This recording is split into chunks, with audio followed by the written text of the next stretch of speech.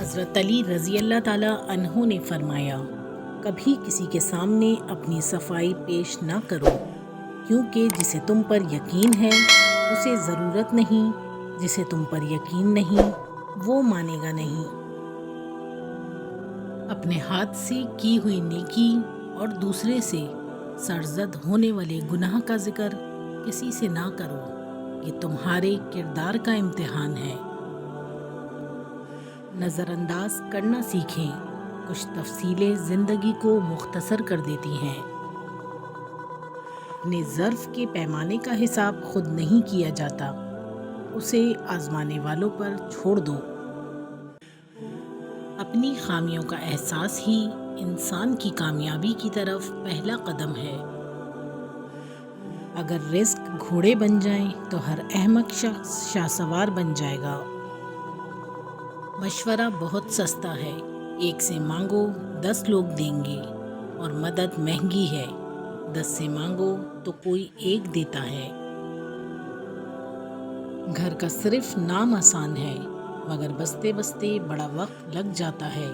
بہت سی باتوں پر صبر کرنا پڑتا ہے، بہت سی باتوں کو نظر انداز کرنا پڑتا ہے۔ صبر و تحمل، برداشت اور سمجھوتے گھر بسانے کے گن ہیں۔ نفرت بھی کوئی کرنے کی چیز ہے، صبر کیجیے، رحم کیجیے، معاف کیجیے۔ ہر انسان کو یہ فکر تو ہے کہ میرے مرنے کے بعد میری اولاد کا کیا ہوگا، لیکن کسی کو یہ فکر نہیں کہ مرنے کے بعد میرا کیا ہوگا۔ لمبی دوستی کے لیے 2 چیزوں پر عمل کرو۔ اپنے دوست سے غصے میں بات مت کرو، اپنے دوست کی غصے میں کی گئی بات کو دل پر مت لو۔ انسان کسی کے لیے اتنا ضروری نہیں ہوتا جتنا وہ گمان کر لیتا ہے۔ کچھ لوگ اتنا اچھا سبق دیتے ہیں کہ پھر ساری زندگی کسی سے کچھ اور سیکھنے کی طلب محسوس نہیں ہوتی۔ جھوٹ بہت تیز دوڑتا ہے، لیکن منزل پر سچ ہی پہنچتا ہے۔ وضو دنیا کا سب سے سستا اور بہترین سینیٹائزر ہے، جو وائرس کے ساتھ ساتھ گناہوں کو بھی صاف کر دیتا ہے۔ طنز اور بحث سے رشتے کمزور ہو جاتے ہیں، لہٰذا اپنوں سے کبھی ایسی لڑائی نہ لڑنا کہ لڑائی تو جیت جاؤ مگر اپنوں کو ہار جاؤ۔ زندگی بہت میٹھی ہے، اگر آپ اس میں اپنی زبان کا زہر شامل نہ کریں۔ سچائی اطمینان دیتی ہے اور جھوٹ بے چینی۔ آپ فرشتے بھی بن جائیں تب بھی آپ کو برا کہنے والے لوگ موجود ہوں گے۔ انسان کی تربیت کا فرق ہوتا ہے، ورنہ جو سن سکتا ہے وہ سنا بھی سکتا ہے۔ 3 چیزیں انسان کو باکمال بنا دیتی ہیں: میٹھی زبان، ٹھنڈا دماغ اور نرم دل۔ کس کس کو راضی کرو گے؟ بس ایک اللہ کو راضی کر لو، سارے مسئلے حل ہو جائیں گے۔ میں نے زندگی سے پوچھا کہ تو اتنی مشکل کیوں ہے؟ زندگی نے ہنس کر کہا، دنیا آسان چیزوں کی قدر نہیں کرتی۔ درود پاک پڑھا کرو، زندگی پریشانیوں، مصیبتوں اور مشکلات سے پاک ہو جائے گی۔ سوال کر لینا بدگمان ہونے سے بہتر ہے۔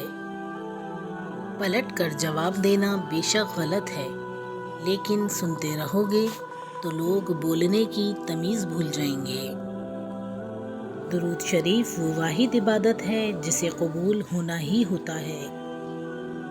اپنی نیکی چھپانا آپ کی سوچ کا امتحان ہے، اور دوسروں کے گناہ چھپانا آپ کے کردار کا امتحان ہے۔ غم ہو یا خوشی، اللہ والوں کو یہ دونوں اللہ کے اور قریب لے جاتے ہیں۔ لذت کی وجہ سے گناہ نہ کرو، لذت ختم ہو جائے گی، گناہ باقی رہے گا۔